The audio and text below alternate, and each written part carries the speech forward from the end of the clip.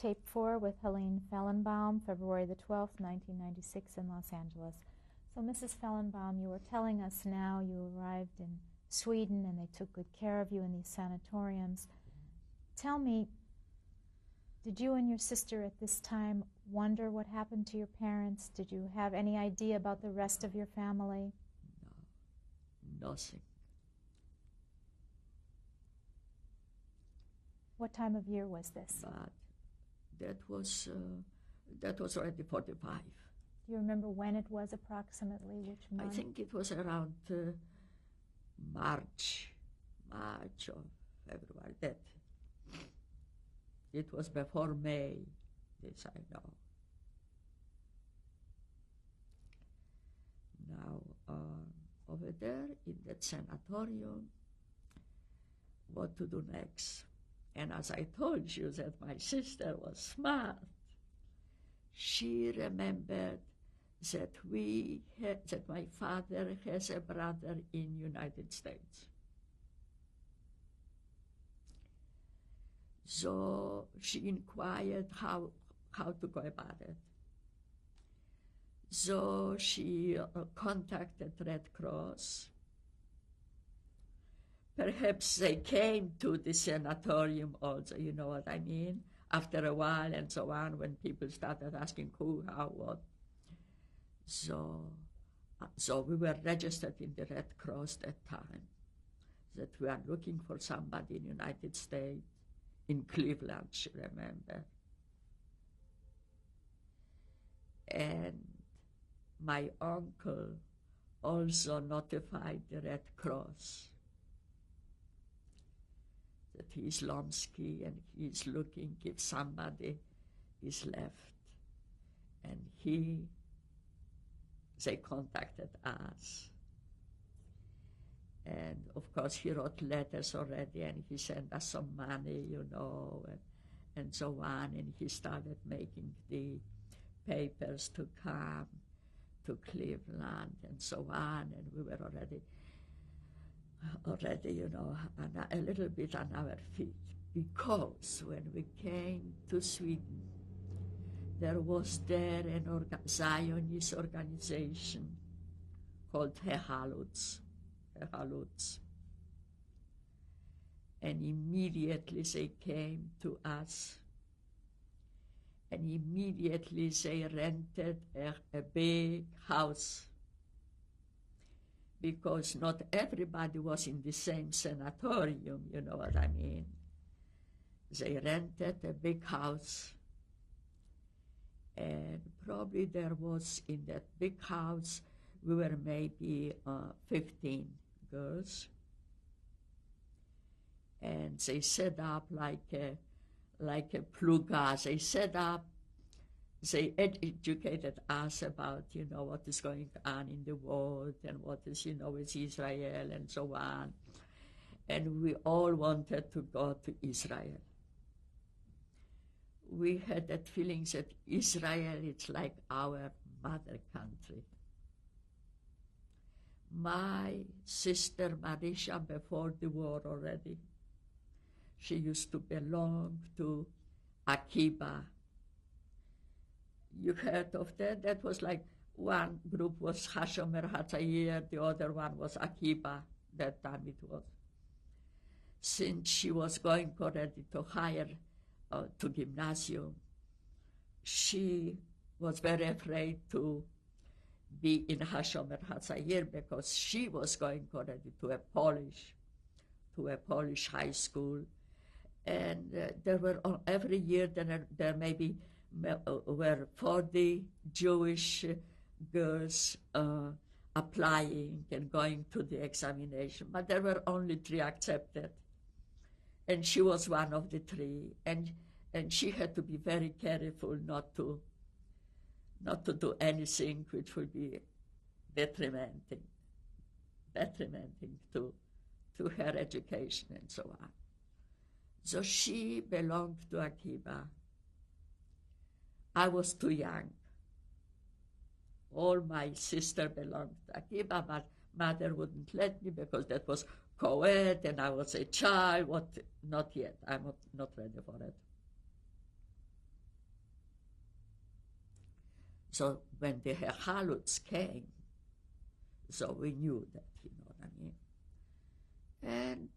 And we set ourselves like a pluga. There was one woman which was cooking for us, and we had like in a semi kibbutz, not. And so that time everybody wanted to go to Israel. But my uncle insisted that we could go to Israel, but first we should come to him. How old were you at this time? How old was I this time? Maybe 15? This was in 1945? 45. 15, 16? So you were closer to 18 years old. 18 already. You were almost 18, 17. 18. I don't remember ever being 18. Really, I skipped the whole. Honestly, I don't ever felt 18, never, ever. So I was 18 at that time, right?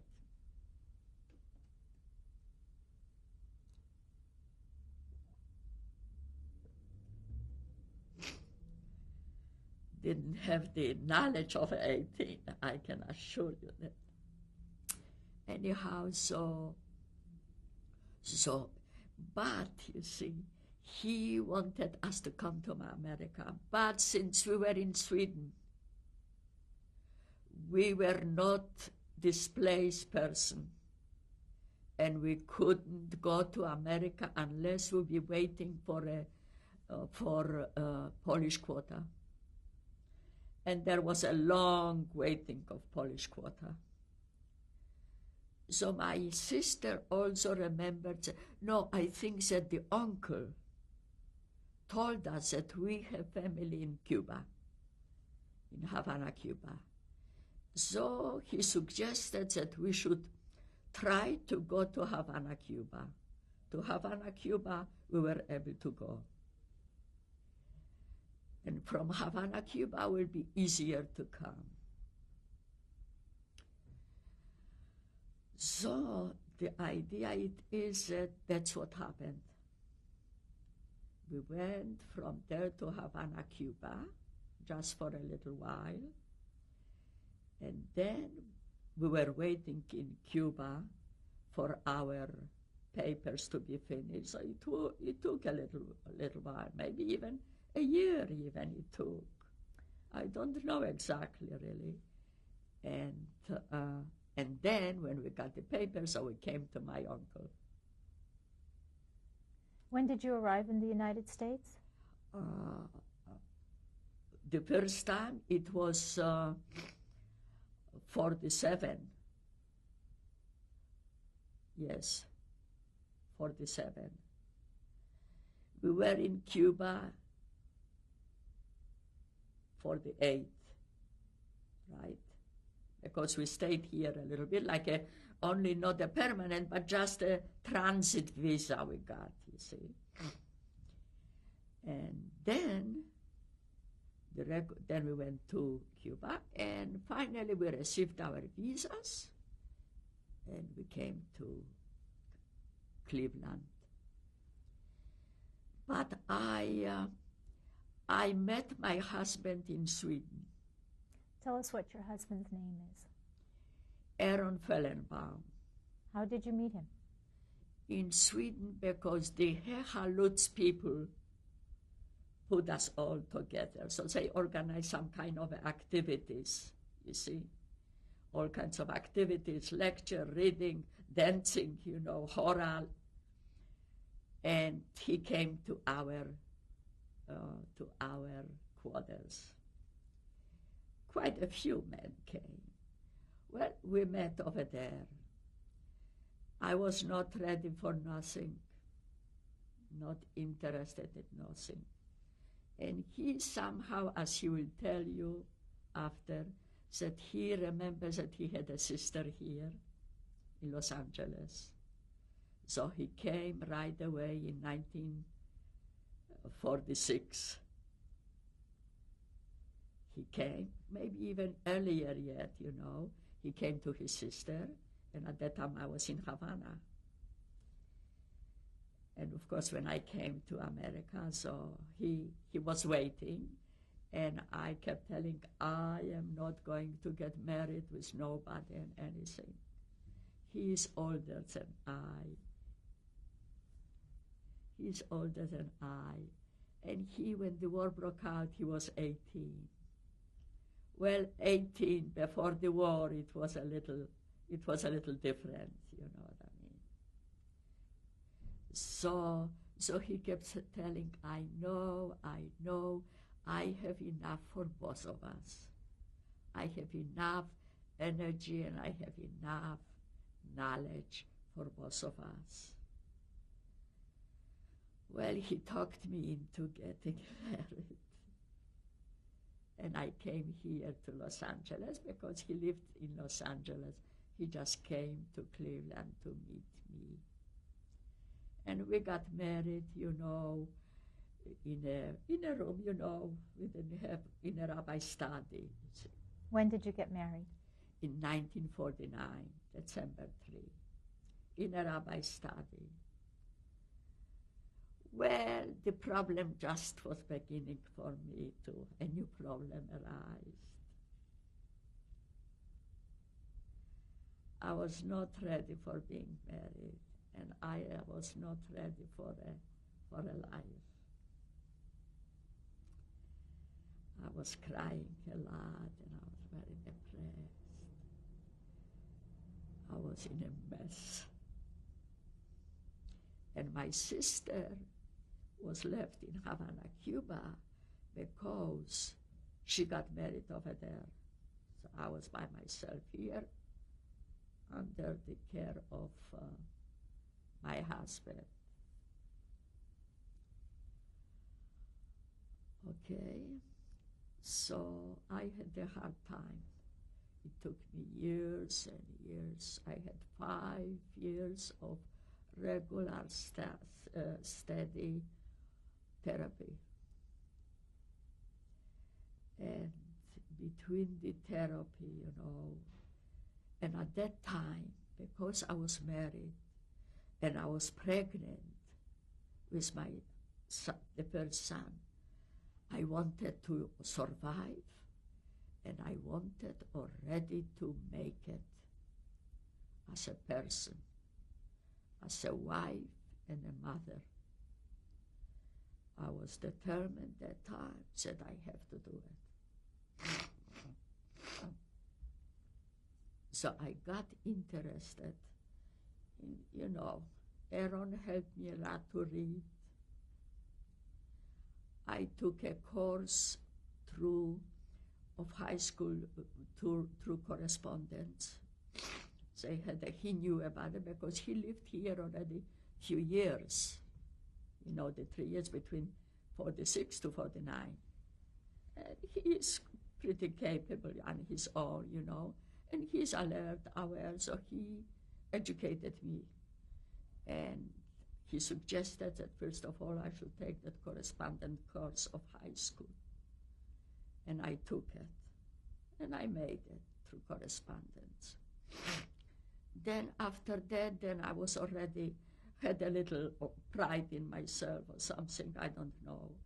So a little more confidence, I don't know. And I pursued it, said I have to help myself. And, you know, I don't know how, but I got in touch with all kinds of clinics. Because that time we didn't have money. That time we didn't have no money. So I found out some clinics which could help me. And from one place I found out more and more. So I was in few different clinics. And then one doctor, you know, a very big doctor, took me, you know, and who was the chief doctor in USC. He had a program on TV, and I was listening to him and so on, and I wrote him a letter and so on, you know. So So he took me. And this is already another doctor. Before it was clinic, but then the clinic couldn't keep me all these years. So they said, no, go find somebody else now, you know. All right. And since then, after 5 years of regular therapy, strict therapy, I felt better. I felt alive. No, if I felt alive, then I was able to help myself, which I must say that I truly re-educated myself. Nobody did this for me. I went to the UCLA, they had the extension courses, not for any other, but just to educate myself. At that time in the 60s, you know, they had all kinds of programs for adults. So I was going there, and I truly got a very good education. I wanted to get educated about human life, relationship, what makes people tick, and so on in humanity. And then Aaron was already making a little better living, you know. We didn't live here all the time, you know what I mean? But I must tell you that I couldn't help him at all. He did everything on his own. I was not able to help him. How many children do you have? 3. And what are their names? Irving, the oldest one, Ernest, the middle one, and then came my daughter, Helene. Her name is Helene. And I must tell you, if I would have to judge, I would say that the only person which understands me, you know, per se, is my daughter, you know. So I tell her everything about myself, but nobody else knows what I've been through, because I felt very ashamed. And the first thing the doctor said, get rid of this. And this he did it, the medical doctor, you know what I mean? And this he did it in the office. You mean having your tattoo removed? Tattoo removed. That was in the office, the first thing, you know. And of course, the only one which Aaron was a great help to me. He was very supportive and understanding, and he had a very good background in Jewish education. And I didn't have a background of Jewish education at all, except the traditional background. And he educated me about the Torah, the value of Jewish people, and all those things. He would take me by my hand and go to a park. And I remember one time he took me to that park on Pico, you know, Motor Avenue. And and he was already in business, you know, liquor business. And he saw it that everything is in the middle and so on. So he told me, let's go to a park. And he started telling me that every generation went through some kind of a drama and all those things, and, you know, that it is possible to survive. And here I am in that living room. And sometimes I wonder if I'm the same person. Let me ask you, Mrs. Fellenbaum, were you able to ever find out what happened to your parents or your other sisters and brother? No, not at all. So you never heard anything from them ever again? Not a thing, not at all. So if we didn't hear till now, then I'm sure that... So now that, But, I'm sorry, go ahead. but I still wanted my mother. I was married and I still wanted my mother. And I tell you, I was so terribly lonesome for my mother that I was longing for something to have. So, and that was such a painful thing for me. A hanky. So, and I told myself that I have to do something, to leave something for my daughter. I don't mean material things. Something.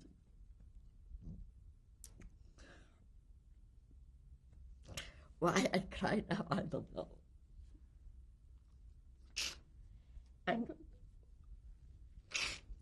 Anyhow, so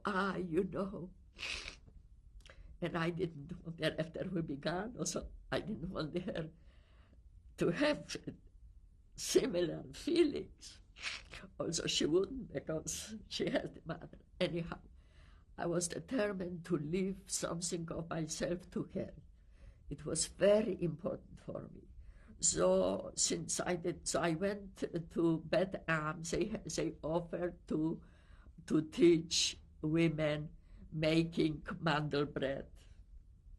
And I went for the class, and I paid attention, and I came home, and I made the mandel bread, and they came out very good, and I had so much use from it, because around Christmas time I made the mandel bread, wrap it in a bag, in a can, and I taught her how to do it.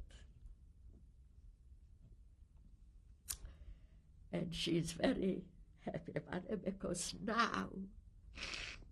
now she does the same thing what I do. So I know wherever she be, whatever will happen, this will be hers forever. So this part I'm very glad about it. Yeah, I cannot use the word happy, because I certainly, happy it is something which I don't, it has to be deeper, you know what I mean, happy, it has to be deeper. But I'm very pleased about it, that I taught her, and she will have it.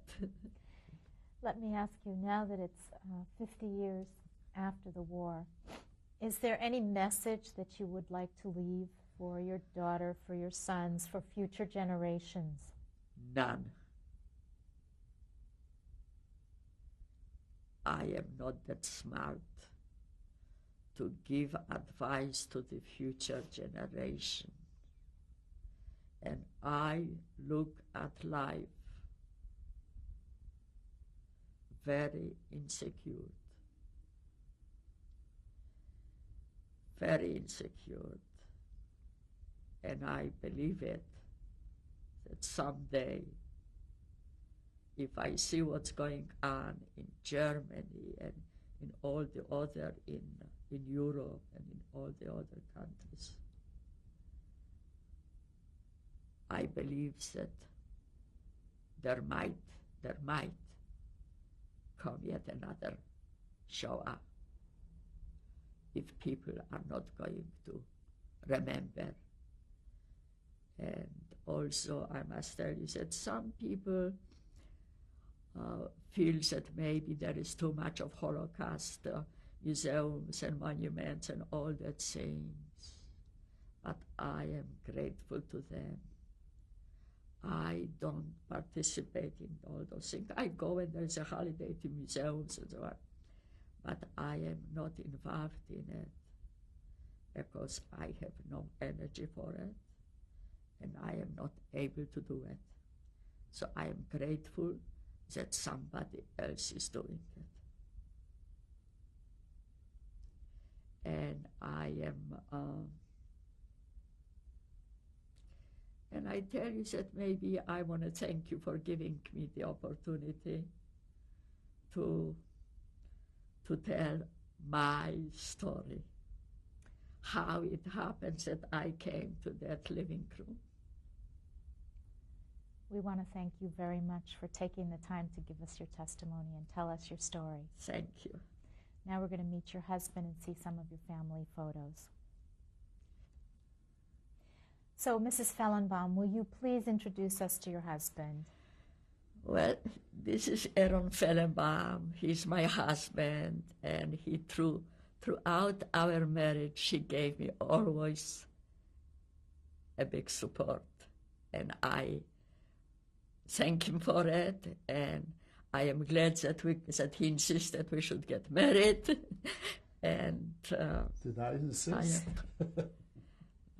So his name is Aaron Fellenbaum. I think I mentioned already. And how long have you been married? We've been married 46 years. And Yeah, I make it 50. And it was a good decision on your part. Oh, yeah. No regrets. Thank you very much for both being with us. And now we're going to take a look at some of your family pictures. Okay. Wait. Hello, this is my father. His name? And his name is Samuel Lomsky. He was born in Plotzk, and he was a very nice person. When was this picture taken? Before the war, and I don't know when it was exactly, but a few years before the war, I'm sure. And was it taken in Plotzk, Poland? It was taken in Plotzk, Poland, yeah, this much I know. I got that picture from my uncle in Cleveland. He had a small photograph, and I made a bigger picture out of it, and it is very dear to me. And because it is so dear to me, and I wanted to put something of me with him. So I wrote a little poem which Robert Kennedy said on the Democratic Convention about his brother, which was killed already. And I want to tell you what it says. And if he shall die, take him and cut him into little stars, and he will make the face of heaven so fine that all the world will be in love with night and pay no worship to the gary sun. I like that poem, and I memorized it, and answered it.